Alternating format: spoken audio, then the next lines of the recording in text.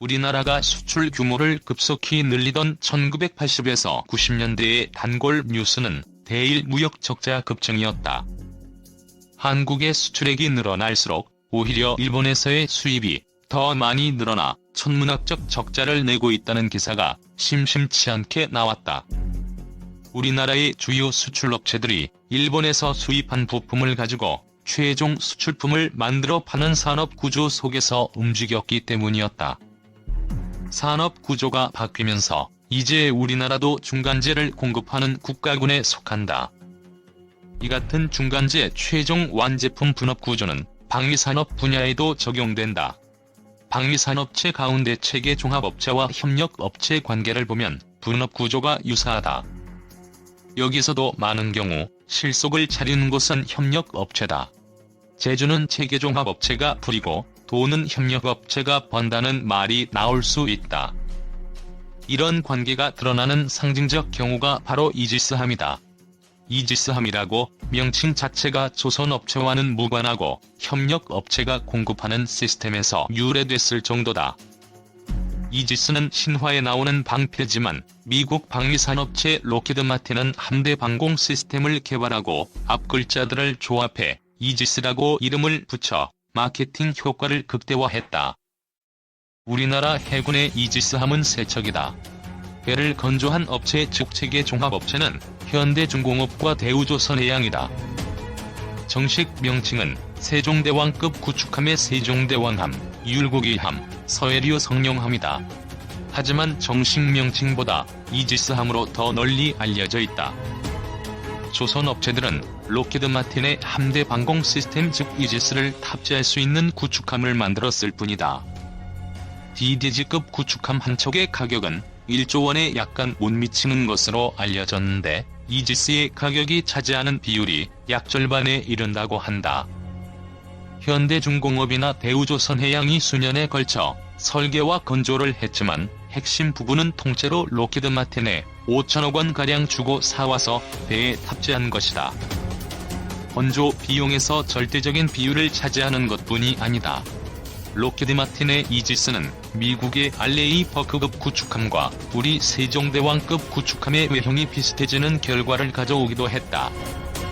업계의 한 관계자는 구축함 설계 당시 이지스 전투체계에 맞춰 최적의 형태와 배수량을 도출하는 과정을 거치고 보니 비슷한 형태가 나왔다면서 로키드 마틴의 대공방어 시스템을 탑재하는 구축함의 재원은 크게 달라지기 어렵다고 말했다. 한국, 미국, 일본에서 선택한 이지스가 같기 때문에 이를 탑재한 구축함은 앞에 쓴 것처럼 겉모습이 비슷하다. 이지스는 이미 세계적으로 수상한 방어체계의 상당 부분을 차지하고 있다. 미 해군, 오스트레일리아 해군, 일본 해상자위대, 노르웨이 해군, 한국 해군, 스페인 해군이 해상대공 방어체계로 다양한 수준의 로키드 마틴 제품을 쓰고 있다.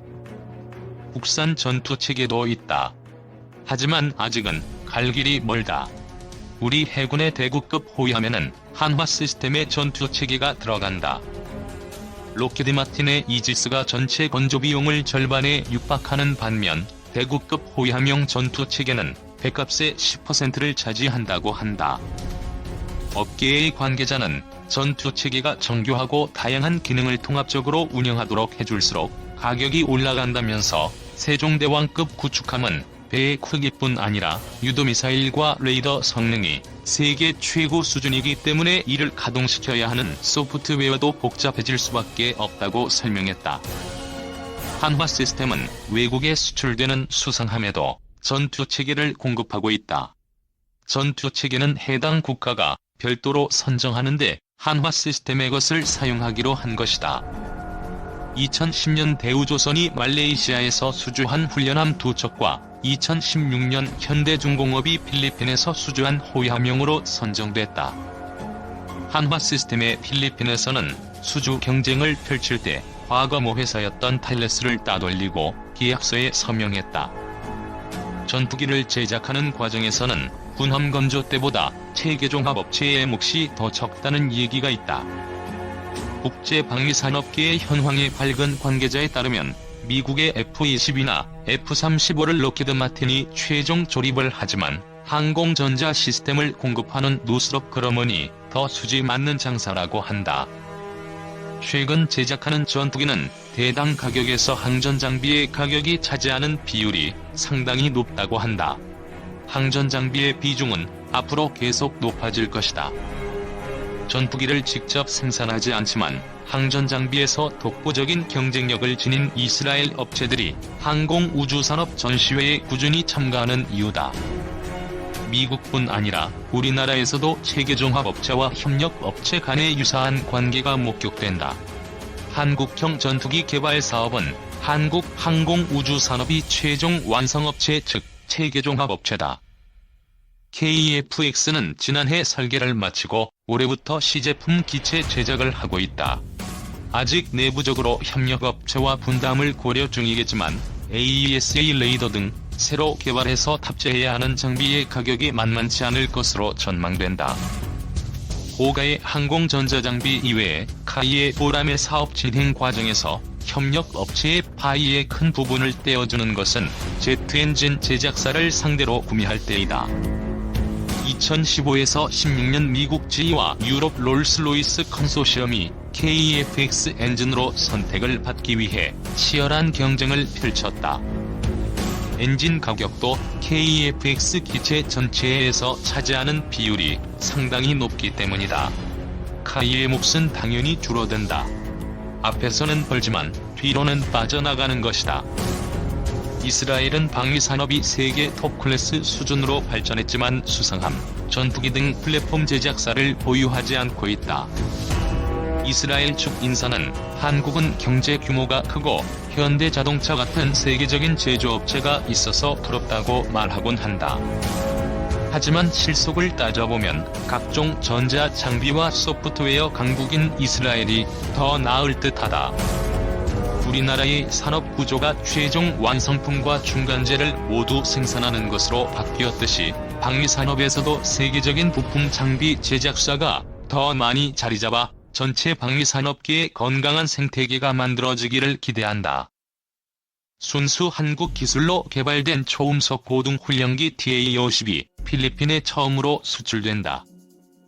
필리핀 공군이 앞으로 2년 안에 한국산 TA-50 전술 입문 훈련기 12대를 도입할 방침이라고 필리핀의 ABS-CBN 방송이 20일 보도했다.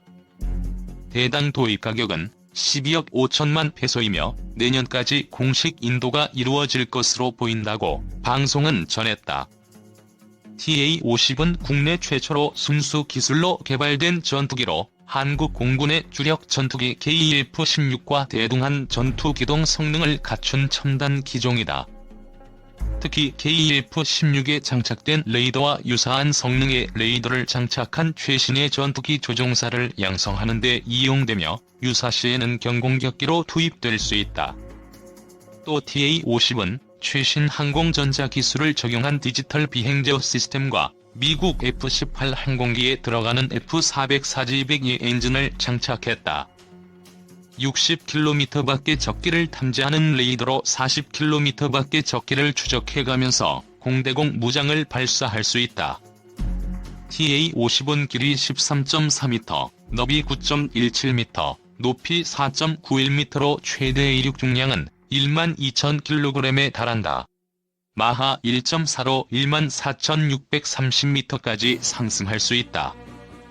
유사시 경공격기로 투입할 수 있는 TA-50 도입 방침은 필리핀 정부가 남중국해 스카보러, 섬룡유권을 둘러싸고 중국과 첨예하게 대치하고 있는 가운데 공개된 것이어서 주목된다. 필리핀은 최근 중국 전투기로 추정되는 군용기 2대가 스카보러 섬 상공을 비행한 것으로 알려지면서 공군력 증강에 박차를 가하고 있다. 필리핀 당국은 아키노 정부에서 추진하고 있는 군 전력 현대화 사업 관련 예산 700억 페소의 상당 부분이 공군력 강화에 투입될 것이라고 밝혔다. 이에 대해 방위사업청은 TA-50의 수출 추진은 사실이지만 필리핀 정부로부터 수입 결정에 대한 공식 통보를 받은 바는 없다고 말했다. 미국 공군의 낙후된 훈련기 교체 사업. 이른바 APT 사업에 우리나라의 카이, 즉 한국항공우주사업과 록히드 마틴이 합작 개발한 고등훈련기 모델이 입찰에 참여하고 있습니다. 곧 결론이 날 것으로 보입니다마는 약 17조 규모의 사업인데 이르면 이번 주 내 입찰 결과가 발표된다고 하는군요. 심승희 기자가 전투기 조종사들이 받는 비행 환경 적응 훈련을 받고 통과해서 직접 이 훈련기를 타봤습니다. 쪼그라들어 있던 풍선이 이내 터질 듯이 빵빵하게 부풉니다. 25,000피트, 약 7,600m 상공을 비행하는 것과 같은 환경이 되자 기압이 확 낮아진 겁니다. 산소 마스크를 벗자 99%였던 혈중산소 포화도가 2분도 되지 않아 60%대로 낮아지고 숨이 가빠졌습니다. 최고 3만 피트 상공을 매일 비행하는 공군 조종사들은 이 센터에서 3년마다 비행환경 적응 훈련을 받습니다. 전투기 조종사들은 중력의 최소 6배 이상 최대 9배까지를 견뎌야 합니다. 제가 직접 훈련을 받아보겠습니다. 중력의 3배를 넘어서자 체내의 피가 하체로 쏠리는 느낌이 뚜렷해졌습니다. 다리와 복부에 힘을 주며 읍소리를 내는 L1 호흡법을 유지해야 합니다. 이 같은 훈련을 거쳐 공군 파일럿의 상징 빨간 마후라를 목에 둘렀습니다. 제가 탄 이 항공기가 TA-50입니다. 이곳 경북 예천에서 울진 상공 3만 피트까지 전투 비행 훈련에 참여해보겠습니다. 시속 700km로 15,000피트 상공을 날던 기체가 순식간에 180도로 뒤집힙니다. 가상의 적기로 설정된 전투기를 요격하고 울진 죽변항으로 설정된 적진을 모의로 격추하기도 했습니다. 공군의 전투기 조종사들은 TA-50으로 고등훈련을 받습니다.